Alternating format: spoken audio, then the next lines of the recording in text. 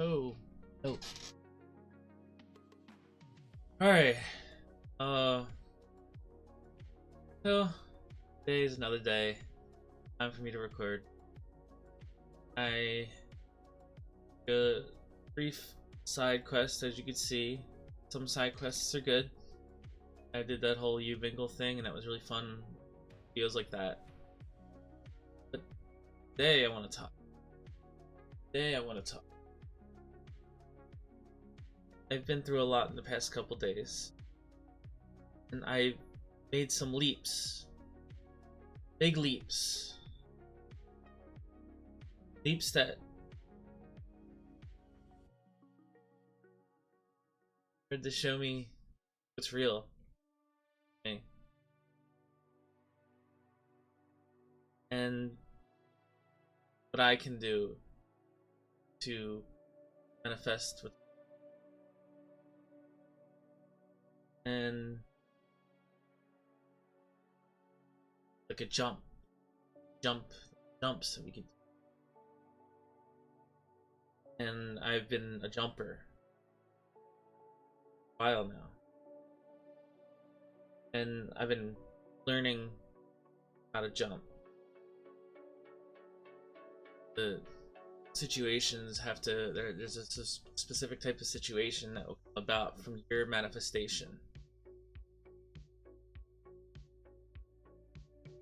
and you don't, it's not that you're like looking for an outcome, not that you're looking for a specific outcome. You can manifest something, but you can't be dependent and determinant on the outcome. The outcome has to be able to accept that. However it comes out, your manifestation will still come through in one way or another, but it won't always be the way you had envisioned it. So, you know, sometimes you need to get specific, but like I said, you can't force an outcome. You can't force something that's not in parameters.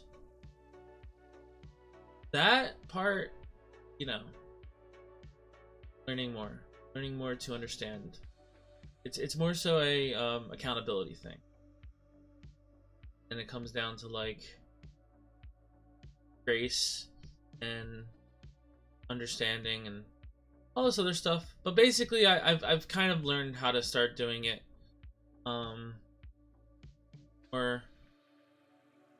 the word more intention. I think that's what it really comes down to, is intention. Your intention is a lot. And, you know, within that you have to be the realest version of yourself, including all of your flaws and all of your positivities. You know? Whoever you are, for whatever reason you are, it's for a reason. You have to accept that. So I want to talk more about my mindset when I was going through the journey. I talked about that I did last year, August, that I talked about in my last deep talk video. It was,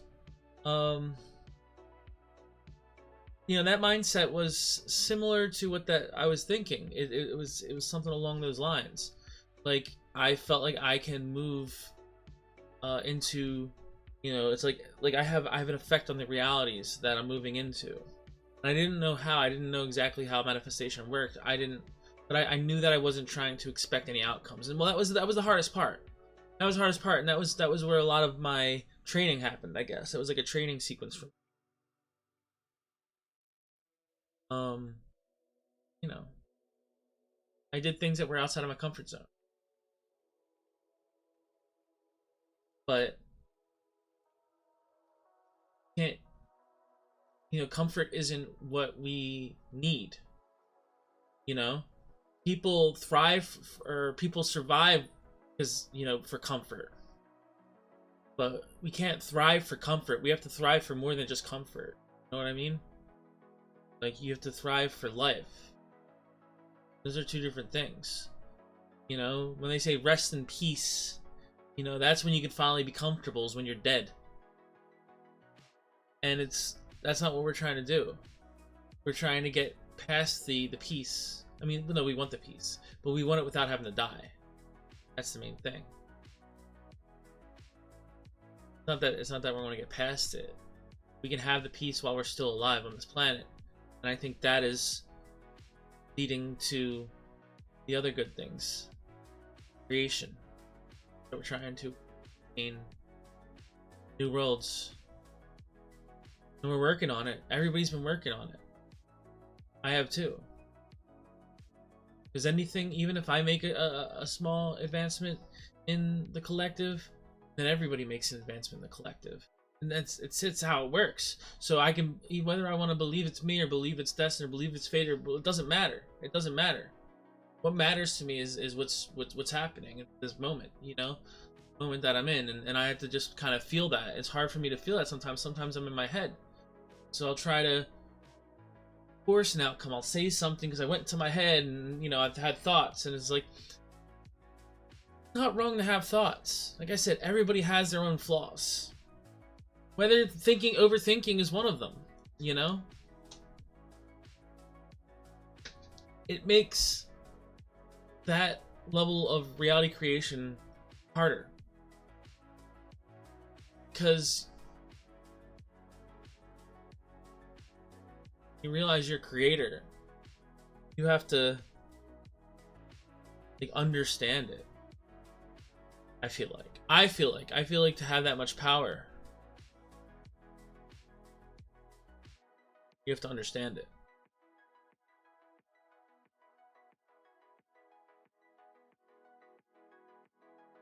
So it's like I didn't want that much power. You know? But that's my self-sabotage. That's my self-sabotage because I felt different forms of like guilt and things throughout my journey on this planet. That's been a tough thing for me. And it led me to not taking accountability in some situations.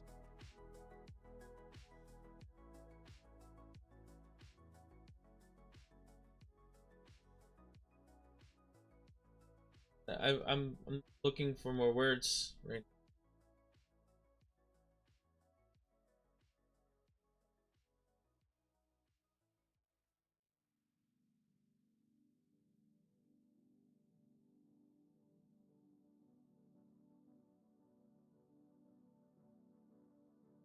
Breathe.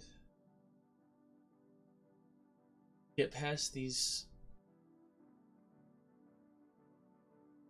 of worries and fears. Have to live fearless. And it says a lot. It says a lot being fearless, you know, about a person.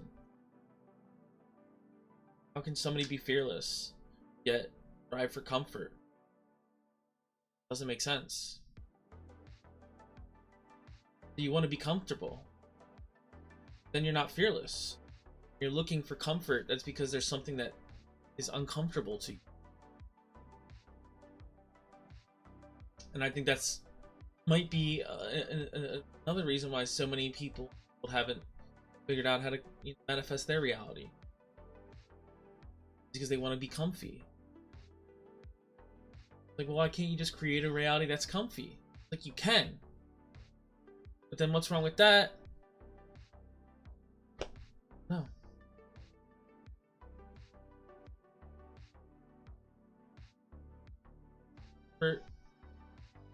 That there's uncomfortable. Comfortable if you want to do that. You have to be fearless. I didn't think I was gonna get to an internal conflict here right now. I'm sorry. I wish I had somebody else to talk to about stuff like this. I would love to have somebody else to just bounce these ideas and thoughts off of with when I get to these points.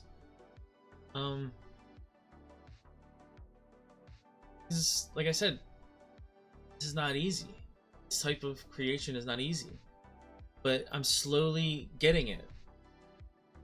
And that's okay. I'm exactly where I need to be. And I know that. Like, I know all of that. Like, it's like, I just, and it's I'm probably gonna end up just like teaching other people this stuff, and that's probably gonna why I'm learning so much. That's fine with me. It's fine. Because, you know, what I like. A lot of it's like gaming too. I got to Texas. I pulled over and messaged. I tried to see if there's any friends who were nearby that I knew lived in Texas that wanted to hang out, and I wasn't getting any responses. And it was from people I knew from Discord. One of them was from Texas. He didn't respond. I was like, you know what? I'm just gonna go do some karaoke. Like, let me find a place to do karaoke. I saw there's a place. I had to go on the highway, cop right off. I was like, yeah, that's not far at all. But let me do this. I was off at Love. I remember it was Love Lane or Love Road. It was Love. I remember the name was Love. Was the road where I got off the highway. But when I got back on, it was right there at that same spot, and then I had to go down to like K-Town karaoke or something like that. And that's what I was gonna do. And right before I get to the stop, the exit for K-Town karaoke, police lights start flashing behind me. It like happened. What did I do? I got pulled over, and you know, pointing there like it was like 3 or 4 cop cars all there at the same time, and they all pointing their flashlights at me and guns, and they say, "Sir, get out of the car. You're gonna keep your hands in the vehicle, keep your hands where we can see them." Blah blah blah. Get out of the car, and they come over and they cuff me. They ask me my info, like all my stuff that I have. They go through my stuff. They take all my stuff. I had my Switch. I had other stuff. My bag, and all like my travel stuff and everything. And they just took the whole truck, and they took me to the police station. Where they took all my clothes and put me in shorts and a shirt or something. And they my name and info and everything, and well, I guess I skipped a bit. When they took me, that's right, I remember now, because they had to like pull me off of the road. So they pulled the truck over off of the road, and I followed, and they pulled right in behind where the K-Town karaoke place was, and I found that funny. Sorry, I know I warp around and things. I keep thoughts, but I'm gonna warp back real quick because I wanted to get to this part where they arrested me.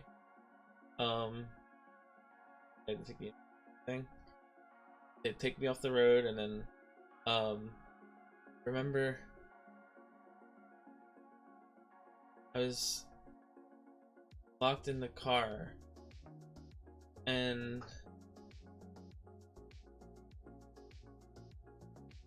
the police officer, she said something.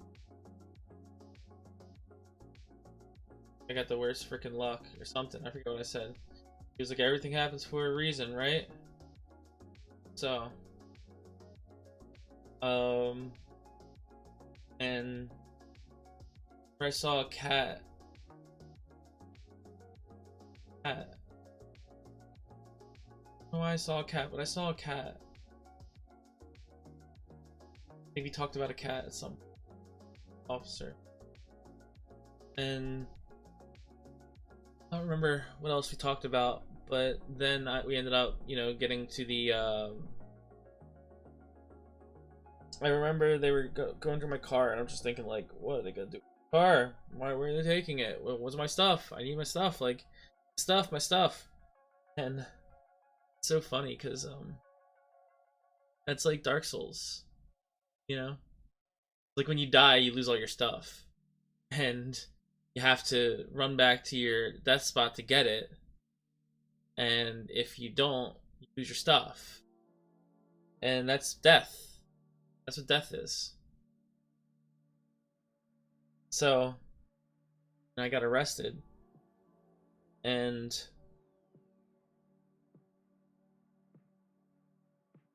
I learned about quantum immortality. I knew about it. I had the ideas of it, but I started to learn more about it while I was there. I'm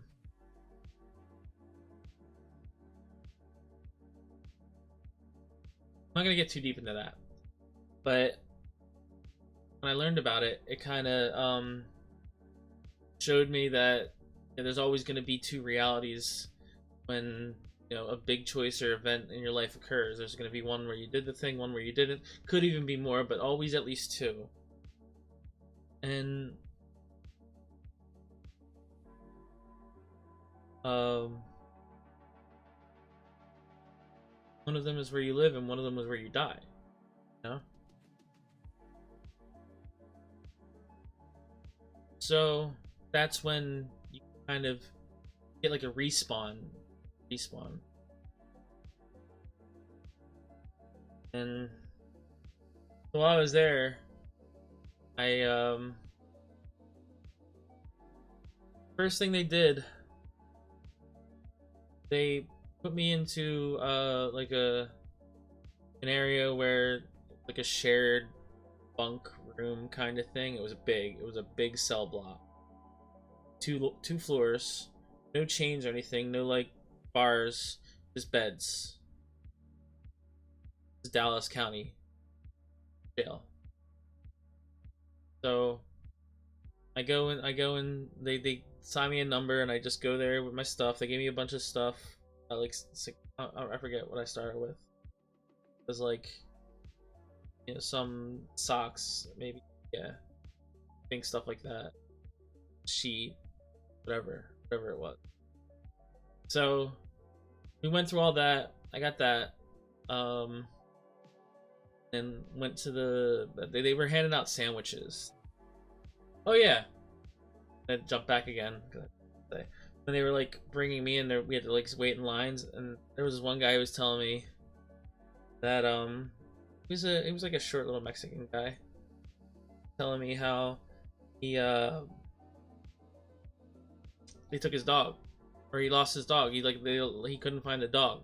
So something happened with his dog, and he was saying how like he has this little baby Chihuahua, and he was crying about this baby Chihuahua, even though he was in jail, and like worried about this dog. And I was like, dude, I get it, like I do, like, and I'm like, it's everything happens for a reason, man. Like we'll get through it. Like I was trying to help him. I said some good stuff. I don't remember exactly what I said. I said some stuff that was helpful to him. I remember he's like sniffing. I was like, here, man, take a sandwich. Because they give us all sandwiches. Let's eat. That helped. And we talked about God. I remember talking about God, but that was after. So because when I went into the shared cell with everybody after that, it was whatever. We hung up on the top. Like I had a spot on the top one, like 40 or 50 or something like that of the beds, and I hopped onto the bed.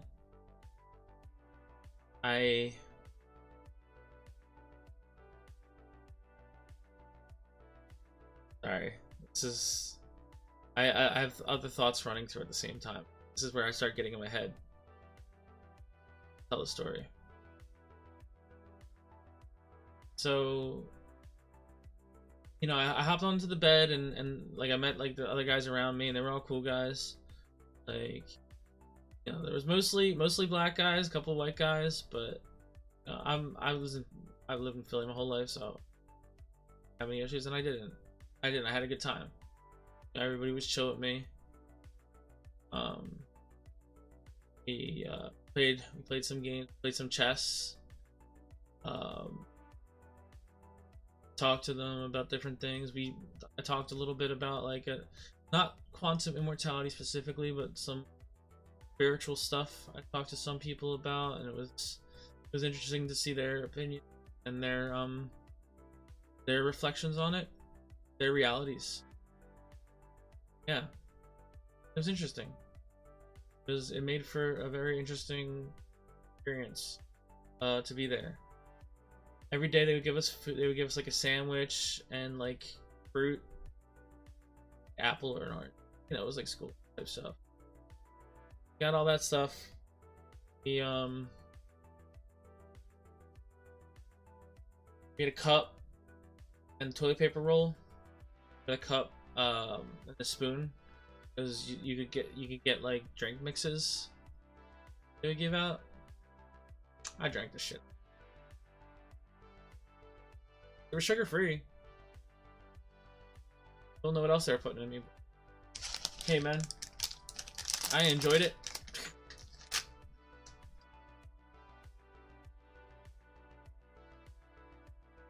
So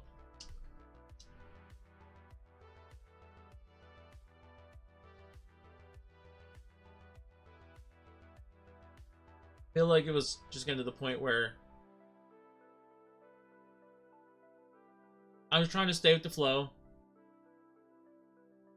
Go do a lot of everything I could do. Kind of keep my head above.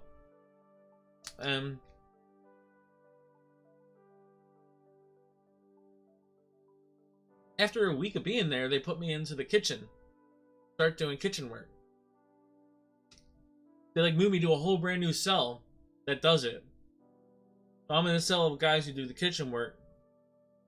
And I mean, it was a good thing because we got better food for dinner, but I don't want to say better food. No, it's still pretty low tier stuff. Maybe it could be subjective. Anyway, that was their excuse for doing it, is you get better food. I didn't have a choice in the situation. Also, everybody in the second cell block had tablets. They all had tablets. It was interesting. I never got one of those tablets, but they were interesting to see that everybody had them.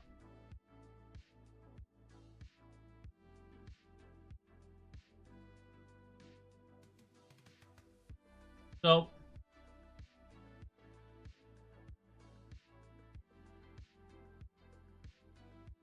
nobody ever was there to like. There was. I mean, I made some friends, talked to some people. There was one guy who was very interesting. He seemed very smart, except he's had severely bad cocaine addictions and other things that, you know, I don't know specifically. I remember cocaine was one of the things he said. That was like his thing. He would always relapse every time he gets out. Like, damn. Sucks, man. And I got the munchies.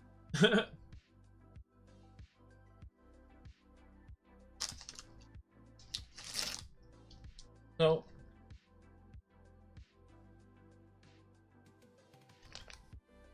it was an interesting like flow. I was doing it like I guess it was also a plus that at least, you know, whenever they called me down to do the dinner work, that was something to do. But I remember I would just sleep most of the rest of the day. Sometimes maybe play a game or two. They had TVs that really didn't show too much great stuff. Once in a while, I did talk to guys about, you know, random stuff. I remember I talked to the guy who, you know, who was from Mexico that was we were talking about God and stuff, but he told me that they were going to deport him, and he was going to be taken away from his wife and daughter. sucks. Hated to hear that.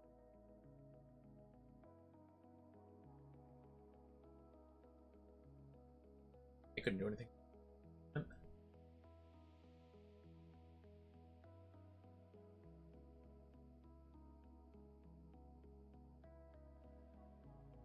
Probably not a surprise why I'm working on the reality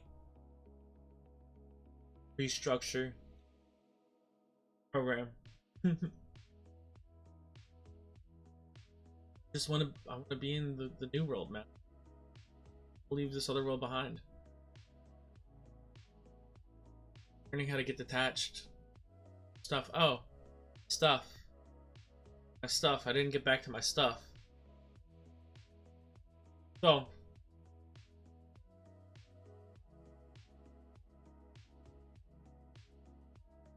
about 2.5 weeks after I got out of the jail. Well, I should say I remember they did some blood tests on me, and the day after they did the blood test, they sent me out. They just kicked me on the side of the road. They're like, all right, you're out, you're good, bye. Gave my stuff. Didn't have a car anymore, which at this point had pretty much the rest of my funding in it. And one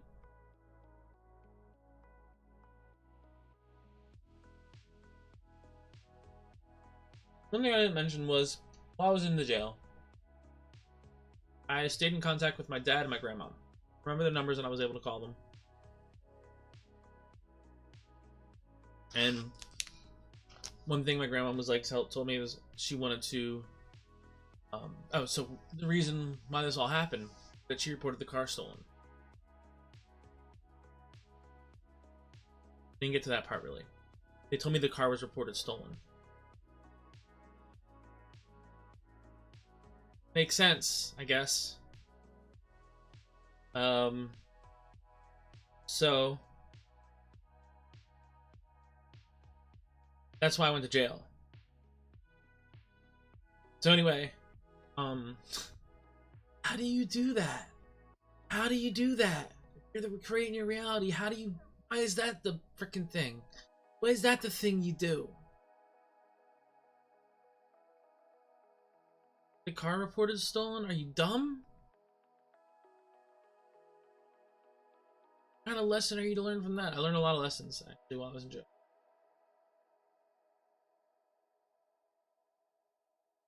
I learned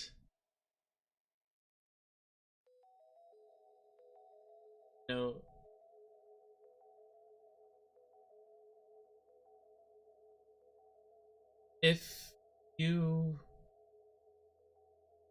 need to reflect on something, take time. And if you don't take time, you're going to be given time to reflect on something. And I did. I did reflect a lot.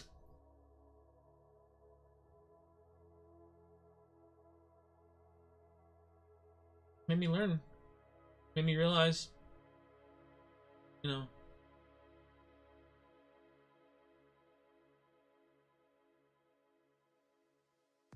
doing what I can, create my reality, have fun with it, go to jail.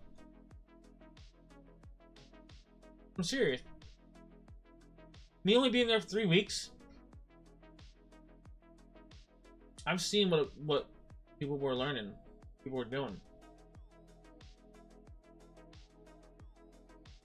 A lot of them were building themselves up physically, but a lot of them were building themselves up mentally as well.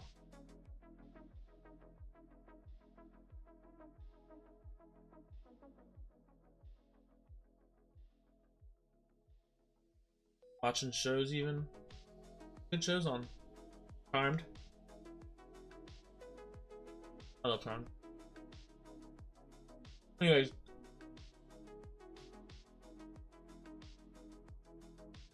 After I got kicked out, remember I walked downtown, was pretty nearby, and I did something that I didn't do for a very long time. I really was craving to get some Chick-fil-A.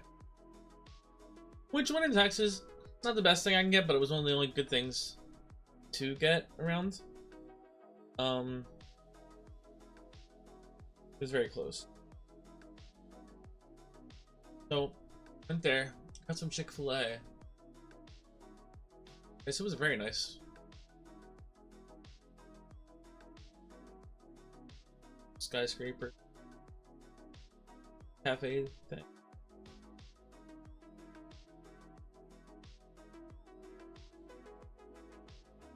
Yeah, it was good to have that. And I found a McDonald's. Got on a bus. No, I didn't get them.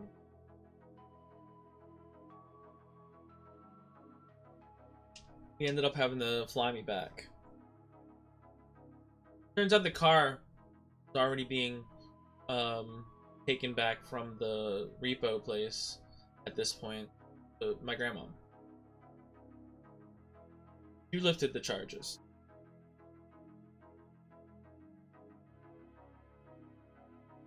Maybe I died. That's quantum mortality.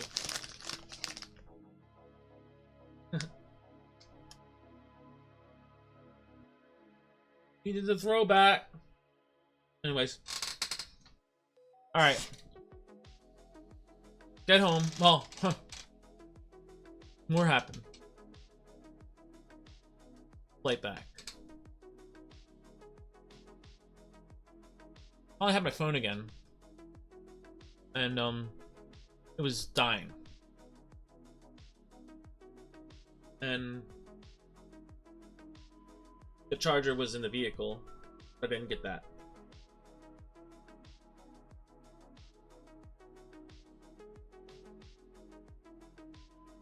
Fortunately, when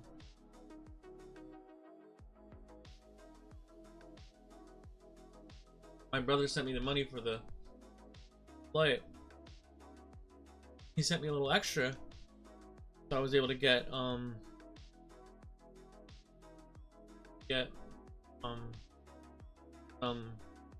food or something. At this point, my time in prison, I was very not eating too much. I didn't really need. And I also just had to, explain it earlier.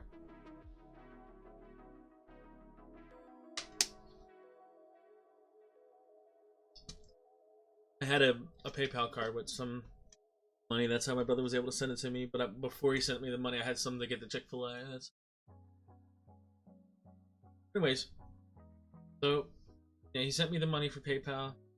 He sent me the money through PayPal. I got the flight. Went back to went to the airport.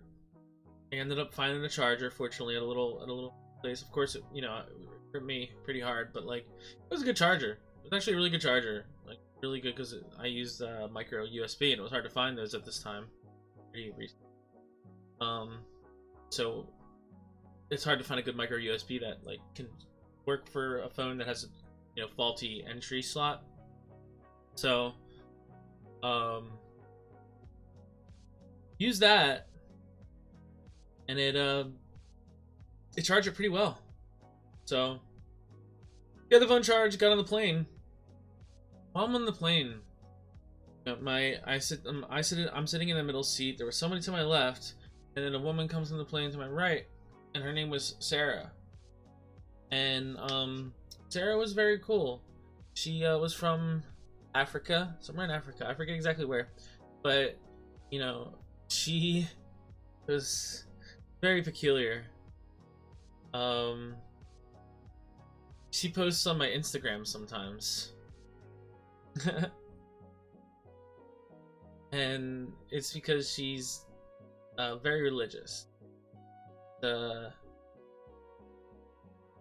Catholic, I believe. I think she's Catholic. and you know, so she's very, very like God-centric, and she made like sure that, you know, that I'm doing my duty with my service, help, you know, anybody who needs help, especially if you're watching these videos, maybe these help you somehow. Glad.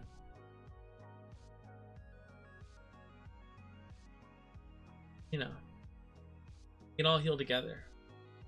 Part of the reason why I'm trying to work towards the things, if we all heal, we can all manifest together. More energy we can work together to manifest with. Create our world without all that other stuff I don't even want to mention. Don't need to hate. Have a world without hate. Love, man. But I found it interesting having a conversation with some people not too long ago in a server, in a Discord server, where they saying like they want the world with Trump. And I'm like, why do you want the world with Trump? And they're like, because it's, you know, like, why? What do you gain? What do you gain? Like I was like, see, because alright, I apologize. He likes guns, plays with guns. I guess that's all I need to say. Sorry, and that is a trigger of mine that I'm working on.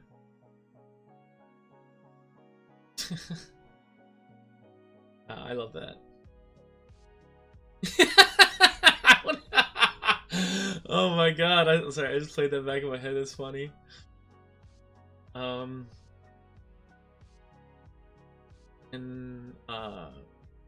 we're gonna switch over to some karaoke. One thing I want to say is, before I conclude, that when the car finally got back, which it got back like a couple days after I landed, like probably like maybe almost a week after I landed, they my Switch wasn't in there. The Switch was gone. So I said, no more Switch for me. What it is what it is. You know what I mean? But let's get this song going. Much love, everybody. Thanks for watching. Thanks for listening. I appreciate you. Here we go.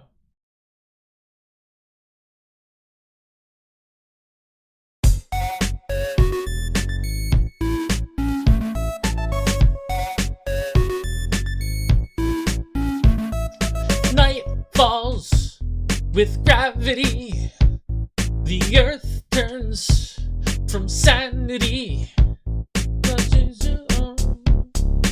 Friend, I know. Why did it freeze there?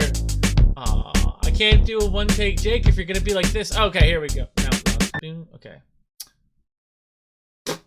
Hey, nobody's perfect, right?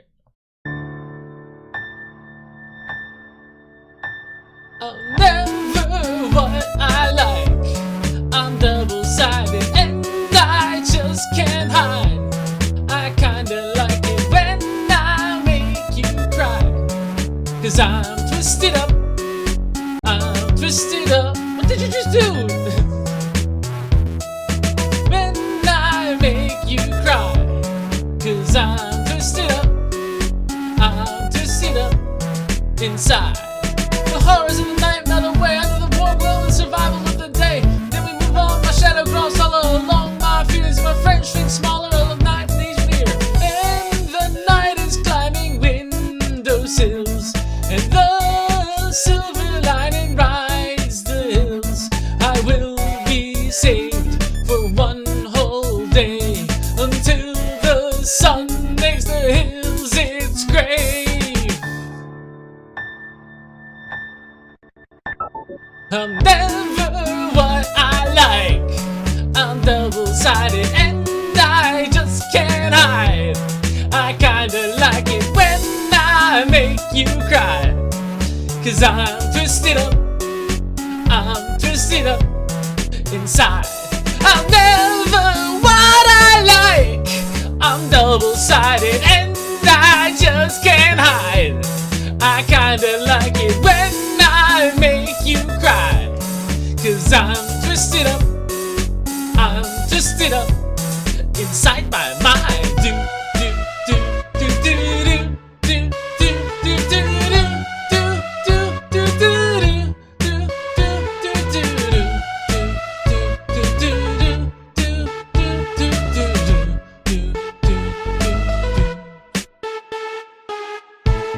I'm semi-automatic, my prayer's schizophrenic, but I live on, yeah, I live on, yeah, I live on. I'm semi-automatic, my prayer's schizophrenic, but I live on, yeah, I live on, yeah, I live, yeah, yeah, yeah. I'm semi-automatic, my prayer's schizophrenic, but I live on, yeah, I live on, yeah, I live on. I'm semi-automatic, my prayer's schizophrenic, but I live on, yeah, I live on. By the time the night wears off, the dust is down and shadows burn, I will rise and stand my ground, waiting for the night's return. I'm never what I like, I'm double-sided and I just can't hide. I kinda like it when I make you cry, 'cause I'm twisted up, I'm twisted up inside. I'm never what I like, I'm double-sided and I just can't hide. I kinda like it when I make you cry, 'cause I'm twisted up inside my mind.